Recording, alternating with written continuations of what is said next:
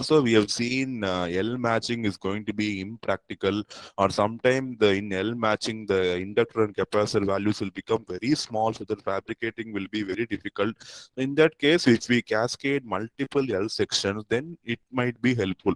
That is what we have seen. Pi network is going to be cascading of multiple L sections. So what we have seen is just two L sections cascaded. So you need not restrict that to two.